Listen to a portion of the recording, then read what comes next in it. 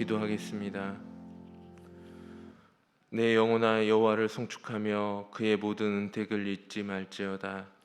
그가 내 모든 죄악을 사하시며 내 모든 병을 고치시며 내 생명을 파멸해서 속량하시고 인자와 긍휼로 관을 씌우시며 좋은 곳으로 내 소원을 만족하게 하사 내 청춘을 독수리같이 새롭게 하시는도다. 사랑과 은혜가 풍성하신 하나님, 거룩하고 복된 주님의 날, 주님의 백성들이 주님 앞에 영과 진리로 예배하기 위하여 모였사오니 오늘 이 예배의 자리에 모인 우리 모두에게 충만하게 임재하여 주시옵소서. 오늘 우리의 심령이 주의 은택을 잊지 않으며 우리의 모든 죄를 사하여 주시고 우리의 소원을 만족케 하신 하나님을 향해 온전히 영광 돌리게 하여 주옵소서. 우리 주님 예수 그리스도의 이름으로 기원하옵나이다. 아멘.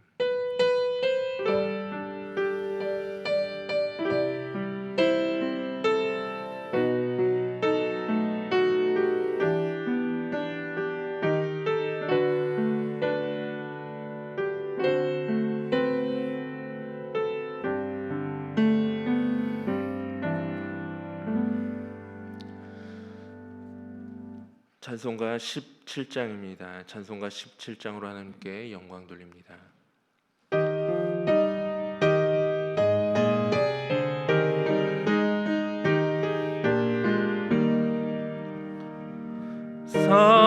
사랑의 하나님 이곳에 계시니 주 영광이 성전에 가득히 넘치네. 거룩한 주님 앞에 죄인 된 우리들 경건한 마음으로 찬양합니다. 은혜의 예수님 우리 죄 인하여 속죄의 큰 사랑을 이루어 주셔서 율법의 멍에에서 해방해 주시니 복음의 자유 누림 감사합니다. 위로의 성령님 우리의 마음에 늘 함께 계시오니 큰 힘이 됩니다. 슬픔도 두려움도 넉넉히 이기니 이 세상 끝날까지 함께 하소서.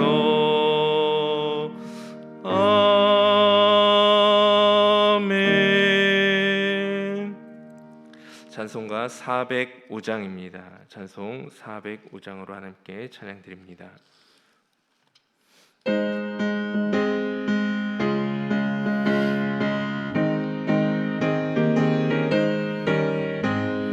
주의 친절한 팔에 안기세 우리 맘이 평안하리니 항상 기쁘고 복이 되겠네. 영원하신 팔에 안기세 주의 팔에 그 크신 팔에 안기세 주의 팔에 영원하신 팔에 안기세.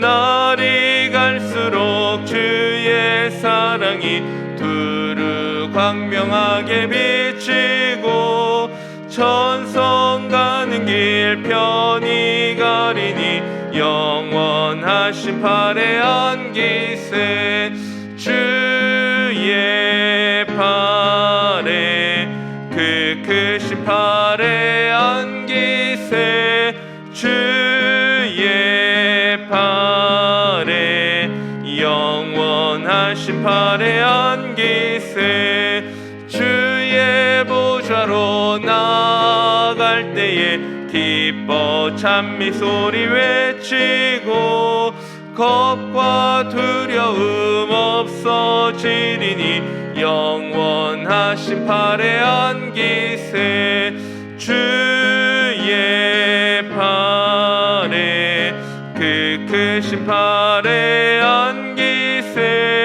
주의 팔에 영원하신 팔에 안기세. 아멘. 새롭게 번역된 사도신경으로 신앙 고백하겠습니다. 나는 전능하신 아버지 하나님 천지의 창조주를 믿습니다.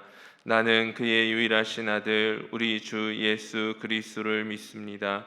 그는 성령으로 잉태되어 동정녀 마리아에게서 나시고 본디오 빌라도에게 고난을 받아 십자가에 못 박혀 죽으시고 장사된 지 사흘 만에 죽은 자 가운데서 다시 살아나셨으며 하늘에 오르시어 전능하신 아버지 하나님 우편에 앉아 계시다가 거기로부터 살아있는 자와 죽은 자를 심판하러 오십니다.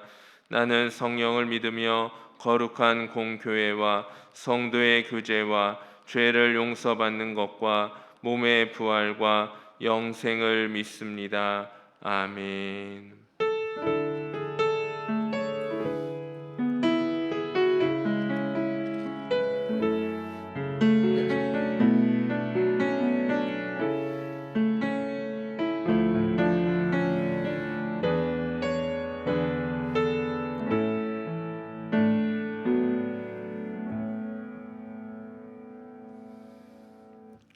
찬송가 435장입니다. 찬송 435장을 함께 고백합니다.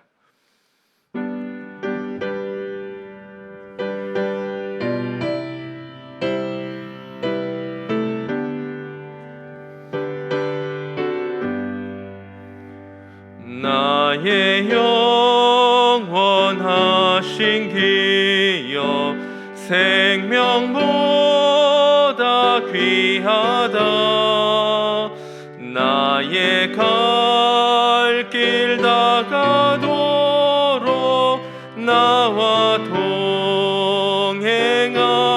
동행하소서 주께로 가까이 주께로 가오니 나의 갈 길 다가도록 나와 동행하소서 세상 부귀한 일함과 모든 명예 버리고 험한 길을 가는 동안 나와 동행하소서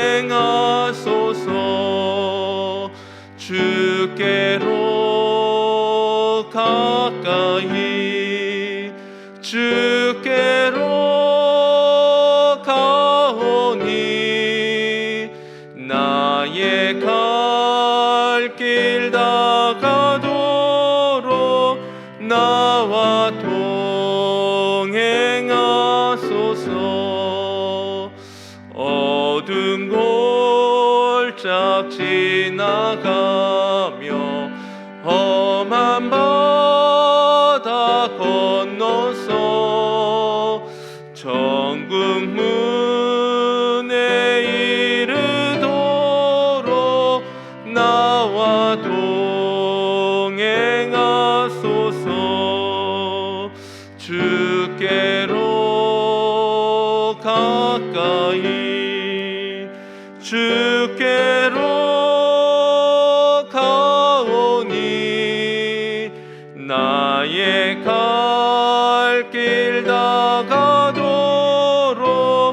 나와 동행하소서.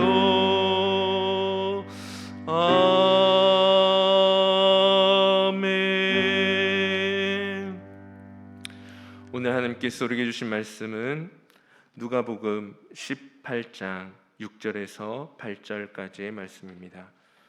누가복음 18장 6절에서 8절까지의 말씀, 신약 126쪽에 있는 말씀입니다. 기록된 하나님의 말씀입니다. 주께서 또 이르시되 불의한 재판장이 말한 것을 들으라. 하물며 하나님께서 그 밤낮 부르짖는 택하신 자들의 원한을 풀어주지 아니하시겠느냐? 그들에게 오래 참으시겠느냐? 내가 너희에게 이르노니 속히 그 원한을 풀어주시리라. 그러나 인자가 올 때 세상에서 믿음을 보겠느냐 하시니라. 아멘.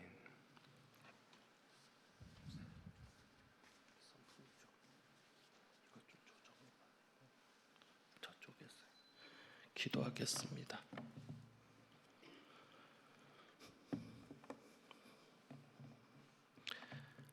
하나님 아버지, 오늘도 말씀 앞에 섭니다. 하나님께서 함께 하심으로 귀한 은혜가 있게 하시며 이 말씀이 우리 속에 새겨지는 복된 시간이 되게 하여 주옵소서. 우리 주님 예수 그리스도의 이름으로 기도하옵나이다. 아멘. 8절 말씀을 다시 한번 같이 봉독하겠습니다. 8절 말씀입니다.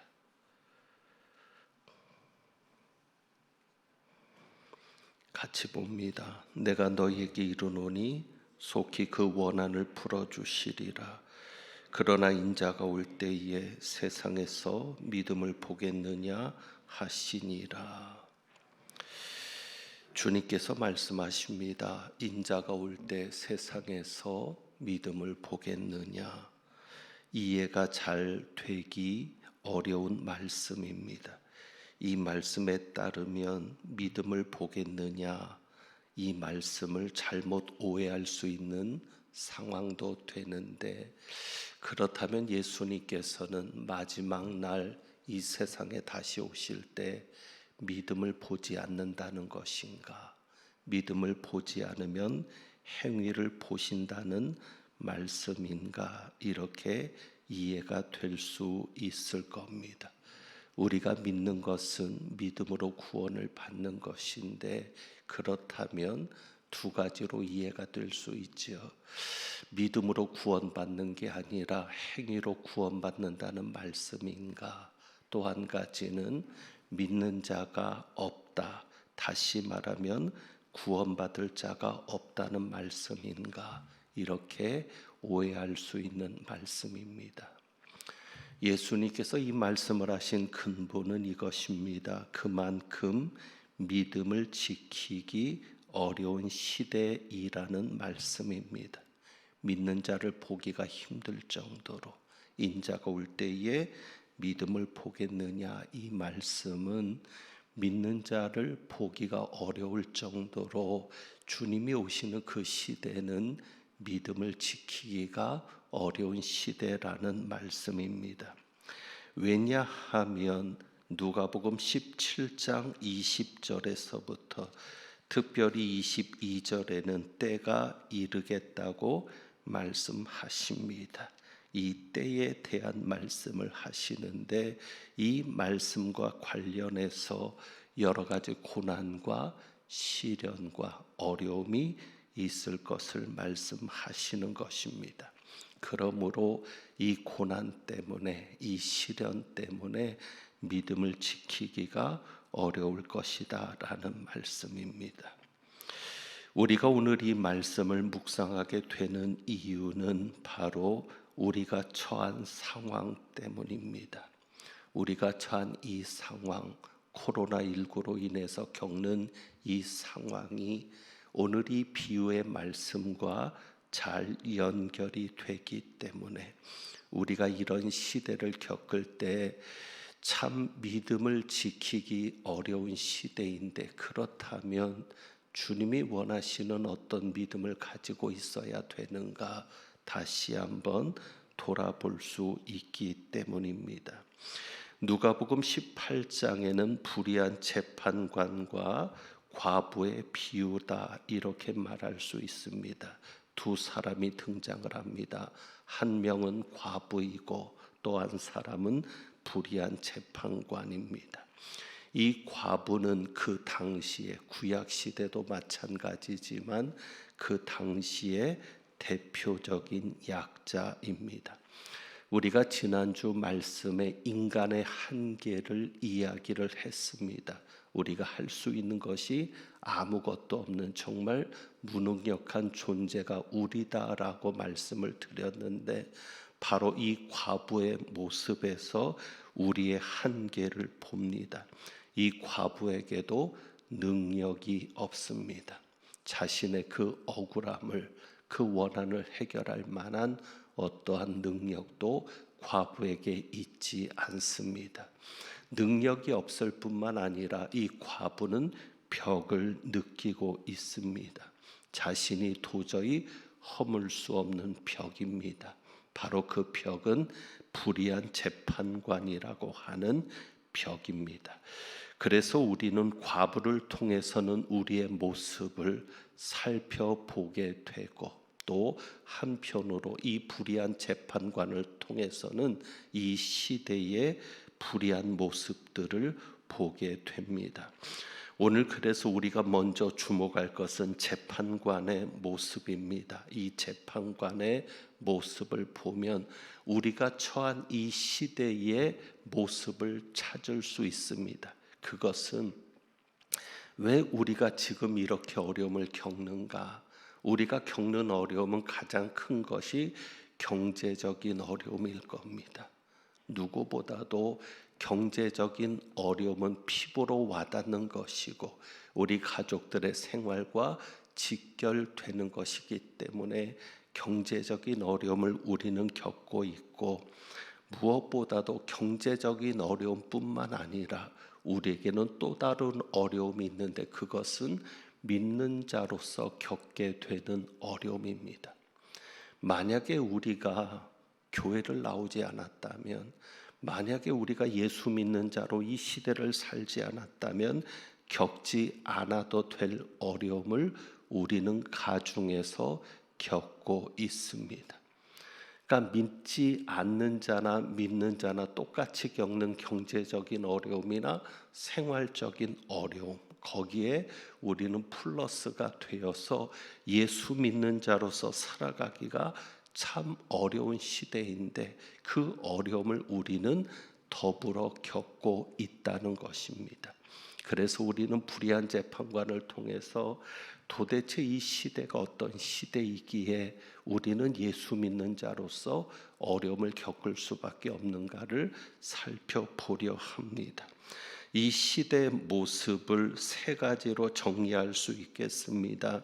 2절과 4절에 보면 불의한 재판장에 대해서 이렇게 설명합니다. 2절에 보니까 어떤 도시에 하나님을 두려워하지 않고 사람을 무시하는 한 재판장이 있는데 이 재판장의 모습을 한마디로 얘기합니다. 하나님을 두려워하지 않고 사람을 무시하는 한 재판장이라고 말씀합니다. 그리고 4절에서는 이 재판장 스스로도 그렇게 본인을 이야기합니다. 4절에 보면 속으로 재판장이 생각합니다. 내가 하나님을 두려워하지 않고 사람을 무시하나.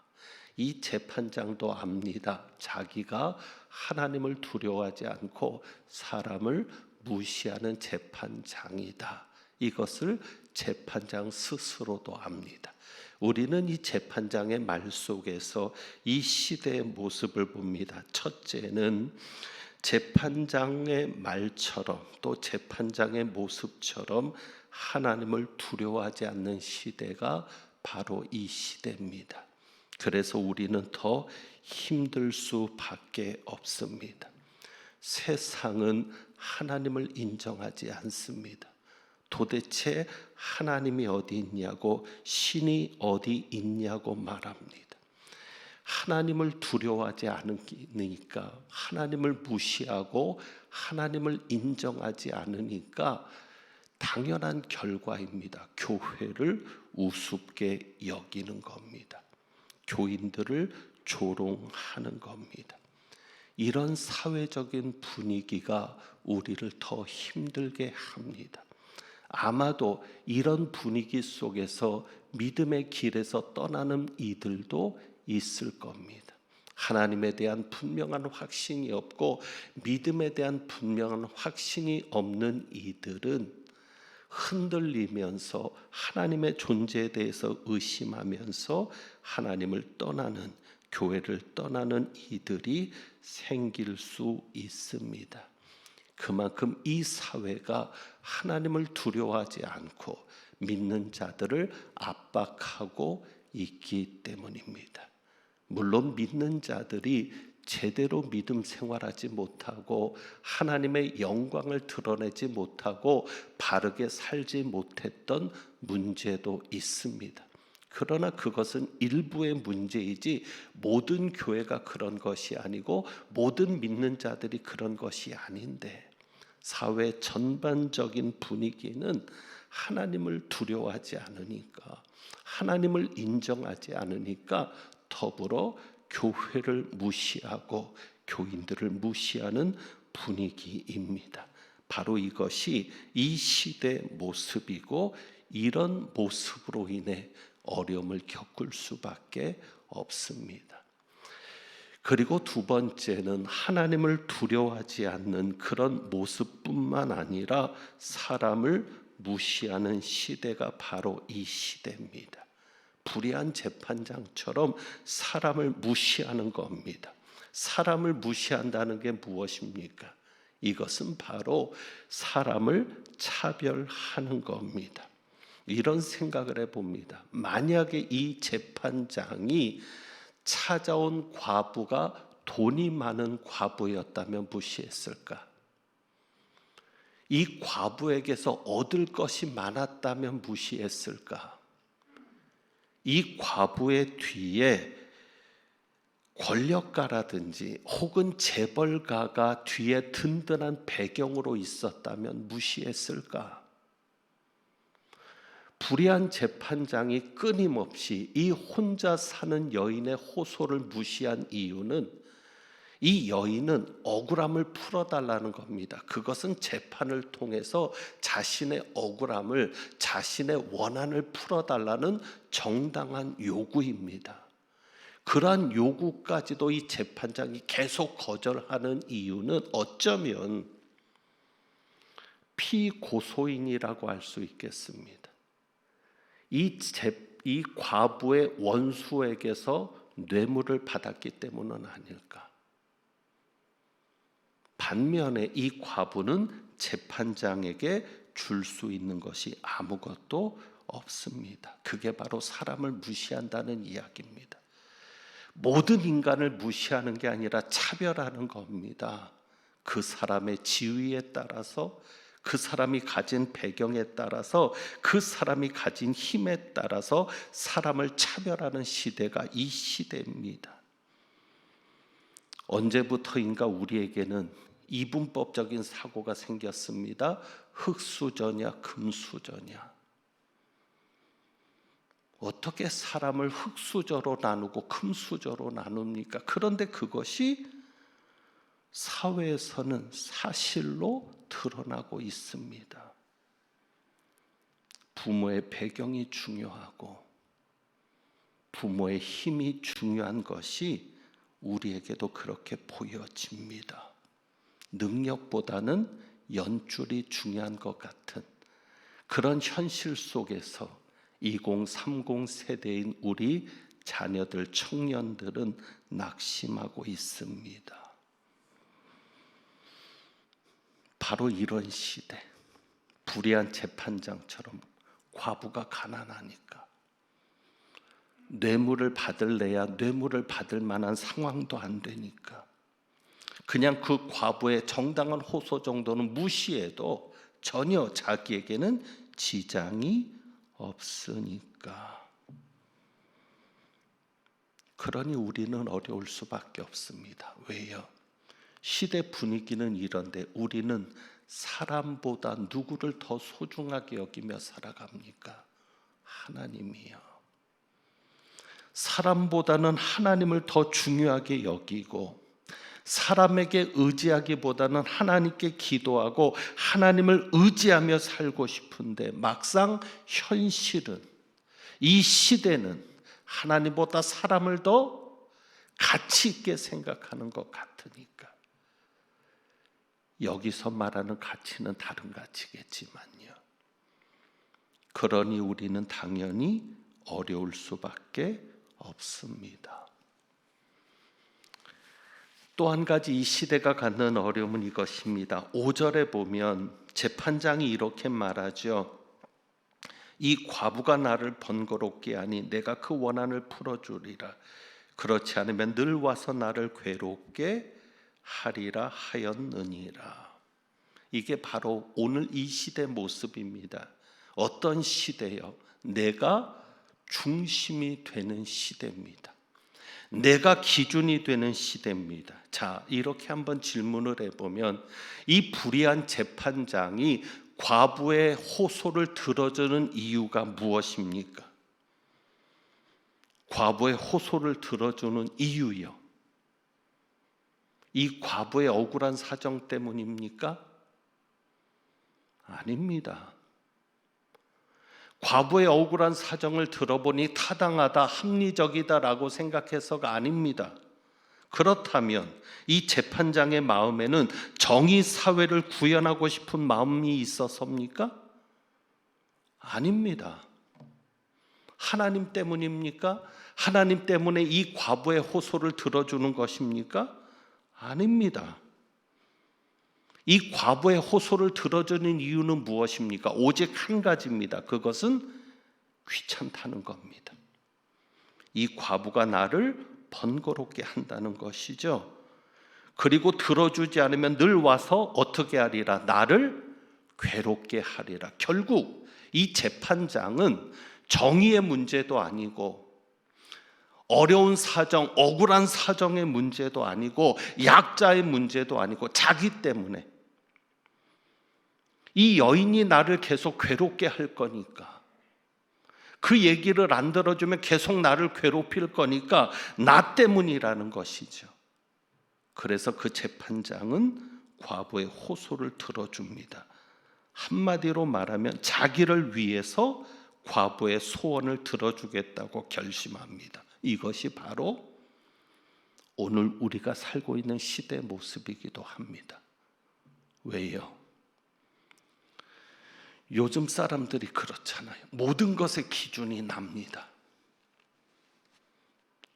왜 만났다 헤어집니까? 내가 좋으니까 만나고 내가 싫으면 헤어지는 거고, 가치의 문제도 아니고요. 선악의 기준도 그렇습니다. 내가 좋으면 선입니다.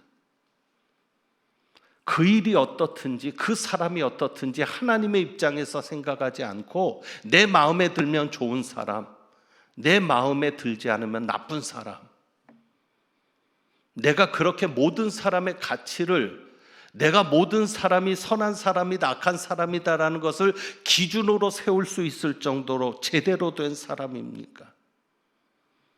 정말 예수님처럼 우리가 완벽한 사람입니까? 아닙니다. 완벽하지도 않은, 쉽게 말하면 치수가 제대로 정확하게 그려지지도 않은 자를 가지고 길이를 재는 것과 똑같은 모습입니다. 문제는 하나님의 뜻과는 상관이 없습니다. 그러니 우리가 이 시대를 살아가는데 힘들 수밖에 없습니다. 우리는 어떻게 살아갑니까? 내가 하기 싫어도 하나님이 원하시면 하는 것이 우리의 삶이었습니다. 그게 믿음이었습니다. 나는 싫지만 하나님이 좋아하는 것이면 그게 선이었습니다. 이렇게 살아가는 우리가 밖에 나가면 모든 사람이 자기가 주인이 되고 자기가 기준이 되는 그런 세상을 만들어 가는데, 거기서 우리는 당연히 어려울 수밖에 없습니다. 세상의 문법과 우리의 문법이 전혀 다르니까 우리가 이 세상을 살아가면서 우리의 신앙적인 문법을 포기할 수 없으니까 답도 잘 안 나오고 어려움을 겪는 것이 당연합니다. 그래서 예수님께서 말씀하시죠. 요한복음 16장 33절에 너희가 세상에서는 환난을 당하나 담대하라. 내가 세상을 이기었노라. 예수님도 당연하다고 말씀합니다. 너희가 세상에서는 환난을 당한다는 것이죠. 지금 우리는 힘든 시대를 살고 있습니다. 이제는 여인의 모습을 좀 보려 하는데 여인에게는 억울함이 있죠. 우리에게도 마찬가지로 이 땅을 살다 보니 억울함이 생겨갑니다. 억울함이 쌓여갑니다. 그런데 벽이 있습니다. 이 벽을 도저히 우리의 힘으로 뚫어낼 수가 없습니다. 이 여인의 호소와 우리의 호소가, 우리의 절망이 연결점이 있습니다. 자, 이 여인이 재판장 앞에 가서 호소할 때 하나님을 들먹거린다는 표현이 적절하진 않은데 이 여인에게는 하나님을 이야기하면서 말한다고 재판장이 듣겠습니까? 재판장에게 가서 재판장님, 하나님이 살아계시지 않습니까? 그 하나님이 두렵지 않으십니까? 그렇다면 내 억울한 사정을 좀 들어주십시오. 이렇게 호소한다고 재판장의 마음이 움직이겠습니까? 안 됩니다. 왜요? 하나님을 두려워하지 않으니까. 그러니까 우리가 예수 믿는 사람은 늘 하나님을 앞세워서 이야기하는데 이것이 벽에 막히는 이유는 그들은 하나님을 두려워하지 않는다는 겁니다. 또 한 가지, 이 여인이 자신의 처지를 가지고 호소한다고 재판장의 마음이 움직이겠습니까? 내가 지금 이 억울함 때문에 어려운 지경에 처해 있습니다. 이렇게 호소한다고 해도 들리지 않을 겁니다. 구체적인 이 여인의 상황은 나오지 않았으면 당시에 흔한 것이 빚 때문에 자식이 노예로 팔려가기도 합니다. 어쩌면 이 과부가 평생 의지하고 살아야 될 아들을 빚이라는 것 때문에 원수에게 노예로 뺏겨야 될지도 모르는 상황일 수 있습니다. 이런 억울한 상황을 호소한다고 이 재판장이 듣겠습니까? 왜? 그는 사람을 무시하기 때문입니다.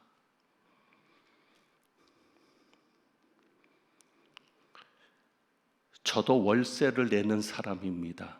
목사가 무슨 월세냐? 자식을 키우다 보니까 아이들에게 방이 필요했고요. 학교 근처에. 그래서 방을 얻었는데 어려우니까 월세를 좀 깎아달라고 해야 되겠는데 말이 안 나옵니다. 제가 이 이야기를 하는 것은 여러분도 얼마나 여러분의 처지를 가지고 호소하고 싶은 일들이 많습니까? 지금 내 처지가 이런데 내 형편을 좀 봐주십시오. 내 처지를 좀 살펴주십시오. 그런데 사람들은 거기에 관심을 갖지 않습니다. 왜? 사람을 무시하는 사람이니까. 그러니 이 재판장의 모습과 우리의 처지가, 그리고 이 여인의 모습과 우리의 처지가 연결되지 않을 수 없습니다. 우리도 그렇습니다. 하나님을 말하고 있지만 상황은 달라지지 않았고, 내 처지를 가지고 사람에게도 호소해보고 그 사람의 동정도 기대해보고 내가 지금 이렇게 힘드니까 나를 좀 내버려 달라고 해보아도 전혀 좋아지지 않습니다. 한마디로 희망이 보이지 않는 시대입니다. 세상에서도 믿음을 찾아볼 수 없습니다. 세상에서 믿음을 보겠느냐? 세상은 더욱 믿음을 찾아볼 수 없는데 그래도 우리에게는 주님이 찾으시는 믿음이 있어야 할 것 아닙니까? 우리는 믿음을 지켜야 합니다. 여러분, 약해지면 안 됩니다. 예수님의 말씀을 기억하십시오. 18장 1절입니다. 예수께서 그들에게 항상 기도하고 낙심하지 말아야 할 것을 비유로 말씀하여. 예수님께서 말씀합니다. 항상 기도하고. 과부가 재판장을 찾듯이 하나님을 찾는 겁니다. 7절에 보면 이렇게 말씀하죠. 7절입니다. 하물며 하나님께서 그 밤낮 부르짖는 택하신 자들의 원한을 풀어주지 아니하시겠느냐. 하물며, 불의한 재판장도 그런데 하물며 하나님께서 그 밤낮 부르짖는 택하신 자들의 원한을, 밤낮 부르짖는 것에 대해서 말씀하십니다. 여러분이 그렇게 항상 하나님을 찾아야 합니다. 끝이 보이지 않아도, 아무리 힘들어도, 달라지는 것이 없어도, 오늘 찾아갔는데도 변화가 없고 그 다음 날 찾아갔는데도 변화가 없을지라도 끝까지 하나님을 찾는 것을 놓치면 안 됩니다. 그런데 한 가지 여러분이 하나님을 찾으실 때 꼭 잊지 말아야 될 것이 있습니다. 그것은 기도 제목 때문에 하나님을 찾으면 안 됩니다. 그 말이 무슨 얘기입니까? 만약에 여러분이 기도할 거리가 생겨서, 어떤 문제가 생겨서, 내게 어떤 기도 제목이 생겨서 하나님을 찾았다면, 그 기도 제목이 해결되면, 그 문제가 해결되면 하나님을 찾지 않을 것이기 때문입니다. 우리는 이 비유를 한번 생각해 볼 수 있습니다. 누가복음에 나오는 그 비유지요. 탕자가 아버지에게 재산을 요구합니다. 어쩌면 그것은 아버지에게 하는 기도의 모습이죠. 아버지, 내게 돌아올 분깃을 내게 주소서. 이것도 기도입니다. 어찌 보면 응답 받았습니까? 못 받았습니까? 받았습니다. 아버지가 재산을 주었습니다. 그런데 문제가 생겼습니다. 이 아들은 이제 아버지 없이도 살 수 있는 인생이 되었습니다. 여러분이 기도 제목을 붙잡고 하나님을 찾는다면 똑같은 결과가 생깁니다. 여러분이 지금 간절하게 기도하는 문제가 뭡니까? 기도 제목들을 한번 생각해 보시죠. 그리고 만약에 하나님께서 여러분의 기도를 들어주시면 과연 그 기도 제목이 해결됐을 때, 그 문제가 해결됐을 때도 여러분은 아버지를 찾으시겠습니까?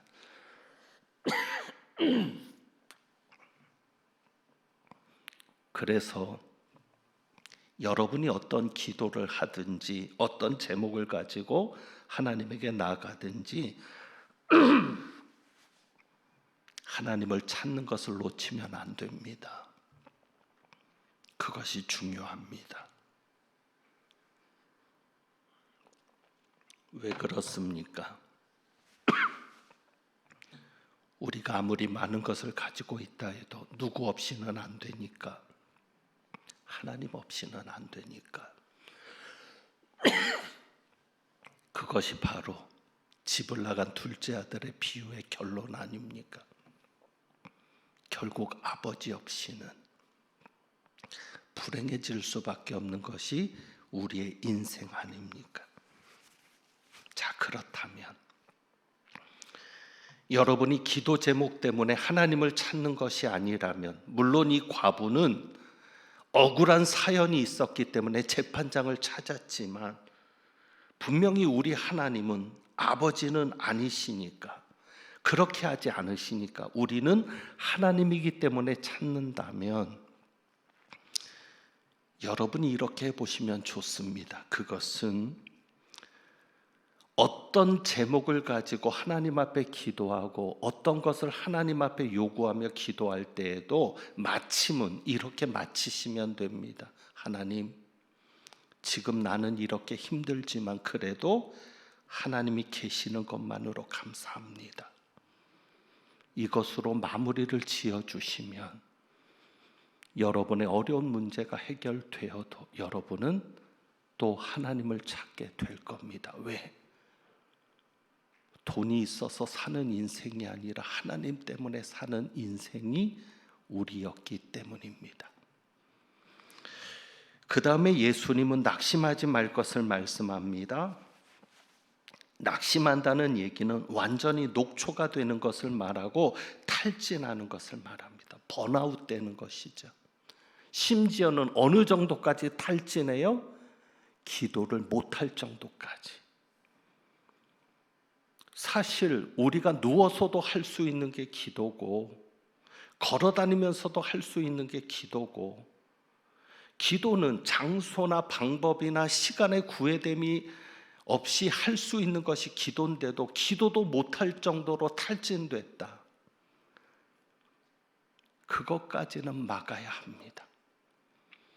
여러분이 아무리 힘들어도 아무리 지쳤어도 아무리 낙심했어도 아버지를 찾지 못할 정도까지 바닥으로 떨어지면 안 됩니다. 낙심하지 말라는 것은 그런 의미가 있습니다. 여러분, 과부가 할 수 있는 게 무엇이었을까요? 이 과부라는 말이 성경에 있어서 제가 이렇게 표현하지만 불편하시더라도 이해하시고요. 정말 이 혼자 사는 여인이 할 수 있는 것이 무엇입니까? 찾아가는 것밖에 없는 거예요. 불의한 재판장에게 할 수 있는 게 뭐가 있어요? 그냥 찾아가는 것밖에 없는 겁니다. 마찬가지로 우리가 할 수 있는 게 무엇이 있습니까? 우리도 아버지를 찾는 것밖에 없습니다. 그러니까 아무리 힘들어도 탈진이 되었어도 아버지를 찾는 것만큼은 놓치시면 안 됩니다. 할 수 있는 게 그것밖에 없거든요. 그런데 문제는 결과가 바로 나타나지 않는데 어려움이 있죠. 하나님을 찾자마자, 기도하자마자 응답되면 기도하지 않을 사람이 누가 있습니까? 그런데 바로 결과가 나타나지 않는데 어려움이 있습니다. 하지만 하나님이 언젠가는 이루심을 믿어야 합니다. 그래서 예수님께서 말씀합니다. 7절에 그들에게 오래 참으시겠느냐? 이것은 질문이기보다는 선언으로 보는 것이 맞습니다. 하나님은 오래 참지 않으시겠다는 겁니다. 밤낮 부르짖는 자들의 그 소원을, 하나님께서 택하신 자들의 밤낮 부르짖음을 외면하지 않고 오래 참지 않으시겠다는 말씀입니다. 반드시 이루겠다는 말씀입니다. 그리고 우리가 8절에서도 주목해서 볼 것이 겁니다. 인자가 올 때에, 인자가 올 때에, 이 말씀 속에서 우리는 희망을 봅니다. 언젠가는 예수님이 오시듯이 모든 일에는 끝이 있습니다. 반드시 끝이 있습니다. 하나님께서 정하신 목표가 있고요.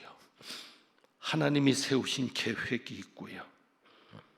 아무리 힘들어도 우리는 알지 못하지만 우리는 그 끝을 향해 가고 있습니다. 그 계획을 향해 나가고 있고 반드시 이루어질 겁니다. 말씀을 맺습니다. 어떻게든지 기도하십시오. 기도밖에 없습니다. 단 하나님을 더 중요하게 생각하면서 기도하셔야 합니다. 여러분을 힘들게 하는 것이 무엇이든 간에 하나님을 놓치시면 안 됩니다. 그것 때문에 하나님을 찾기 시작했다 할지라도 결론은 하나님을 찾는 것이 목적이어야 합니다. 그렇게 기도하십시오. 그리고 절대 낙심하지 말고 끝까지 견디십시오. 반드시 주님께서 오십니다. 우리 주님께서 여러분의 삶에 오시고 여러분의 문제 가운데 오시고 폭풍우로 몰아치는 바다 가운데 여러분이 그렇게 떠 있는 배 안에 외롭고 힘든 지경에 처해 있을 때도 우리 주님은 그 바다 위를 걸어서 반드시 여러분에게 오실 줄 믿습니다. 기도하겠습니다.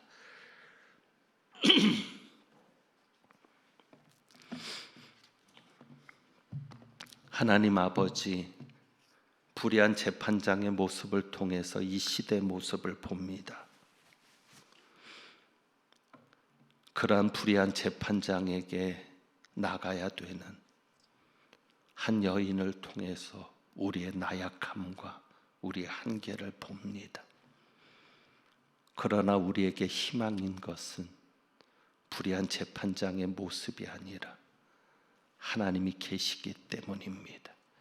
그 하나님은 불의한 재판장과는 다르시기 때문입니다. 저희의 이 어려운 사정을, 이 억울함을, 그리고 저희의 이 답답함을 하나님 풀어 주옵시고 해결하여 주셔서 우리를 통해서 하나님의 살아계심이 드러나고 한국교회를 통해서 하나님을 두려워하지 않고 사람을 무시하는 모든 사회적인 분위기들이 뒤집어지는 역사도 나타날 수 있도록 은혜 베풀어 주옵소서. 우리 주님 예수 그리스도의 이름으로 기도하옵나이다. 아멘. 찬송드립니다. 찬송가 406장 찬송합니다.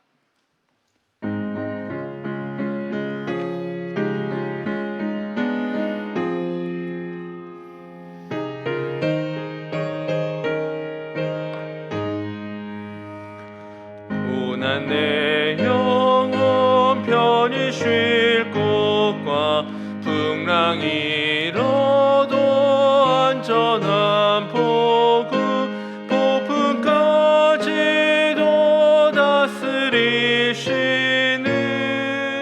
주의 영원한 팔을 지혜 주의 영원하신 팔 함께 하사 항상 나를 붙드시니 어느 곳에 가든지 요동하지 않음을 주의 팔을 의지함이라. 세상 친구들 나를 버려도 예수는 함께 동행함으로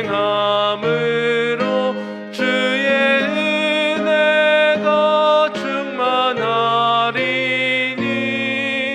주의 영원한 팔을 지혜 주의 영원하신 팔 함께 하사 항상 나를 붙드시니 어느 곳에 가든지 요동하지 않음을 주의 팔을 의지함이라.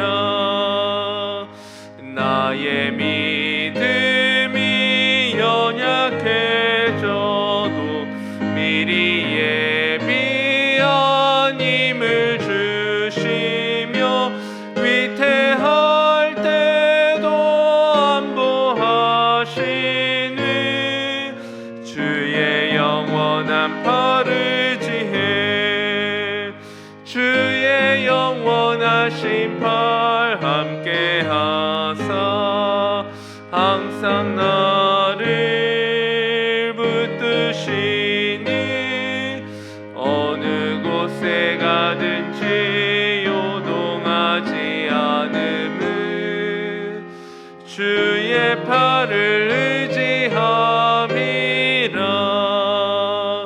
능치 못한 것 주께 없으니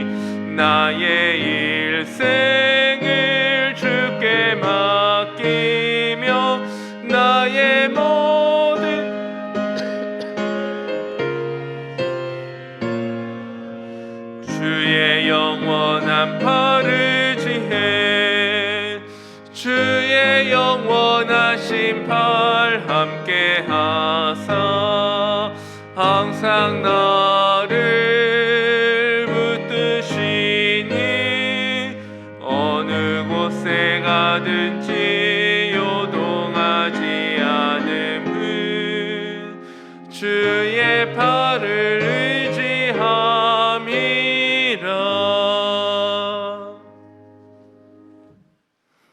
들으신 예물 위에 기도합니다. 하나님 아버지, 오늘도 하나님께서 기뻐하시고 원하시는 대로 또 성령께서 감동하시는 대로 예물을 봉헌합니다. 저희가 드리는 예물을 받으시고 이 예물을 통하여 주님의 선하신 뜻이 이루어지며 또 아버지께 기쁨이 되며 예물을 드린 모든 가정들마다 또 하나님의 은혜로 하나님의 돌보심으로 살아갈 수 있는 힘과 용기를 얻도록 주여 도와 주옵소서. 말씀대로 이루어 주옵소서. 우리 주님 예수 그리스도의 이름으로 축복하며 기도하옵나이다. 아멘. 두 가지만 좀 말씀드립니다. 이제 이번 주에 한가위 연휴가 시작이 되는데 한가위 예배 순서를 유인물로 준비를 했습니다. 지금 가정에서 예배를 드리시기 때문에 이전 같으면은 예배 드리고 가실 때 받아가시면 됐는데 필요하신 분은 교회로 오셔서 받아가시면 좋겠습니다. 그래서 필요하신 분은 교회로 오시면, 사무실로 오시면 한가위에 가정 예배를 드릴 수 있는 순서지를 준비했으니까 받아가시면 되고, 또 필요하신 대로 우리가 그 새벽 예배 순서를 보내주듯이 그런 경로를 통해서 전달하거나 아니면 사진으로 찍어서 보내달라고 교구 목사님들에게 부탁하시면 순서지를 사진으로 찍든지 또 카톡으로 하든지 다양한 방법을 통해서 여러분에게 도움이 되도록 할 테니까 한가위 예배 모범 필요하신 분은 연락 주시기 바랍니다. 그리고 기도를 부탁드릴 것은 홈페이지에 과관련 센터 거축 영상이 올라갔는데 보시면서 기도해 주시고, 오늘 저희가 농협에서 2차 대출을 받습니다. 그래서 이것은 우리 성도님들께 또 알려드려야 될 것이기 때문에 2차 대출을 받게 됩니다. 농협에서 직원이 와서 우리 장로님들 인감 도장도 찍고 장로님들이 거기에 도장을 찍으면 대출의 모든 과정들이 완료가 됩니다.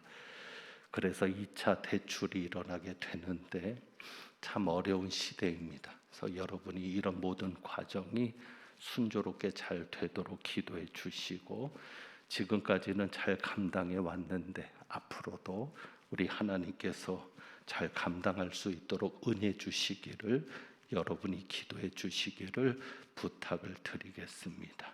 축도하겠습니다. 하나님은 내게 복을 주시고 너를 지키시기를 원하며, 하나님은 그의 얼굴을 내게 비추사 은혜 베푸시기를 원하며, 하나님은 그 얼굴을 내게로 향하여 드사 평강 주시기를 원하노라. 불의한 재판장에 맞서는 것 같은 현실적인 어려움을 겪고 있는 저희들, 그렇지만 그 속에서도 하나님을 찾으며 하나님의 역사하실 것을 믿으며 항상 기도하고 낙심하지 않기를 소망하고 다짐하며 나가는 주님의 모든 백성들 위에 우리 주님 예수 그리스도의 은혜와 아버지 하나님의 사랑하심과 성령님의 교통하시며 충만케 하심이 이제부터 영원까지 함께 하시기를 축원하옵나이다. 아멘.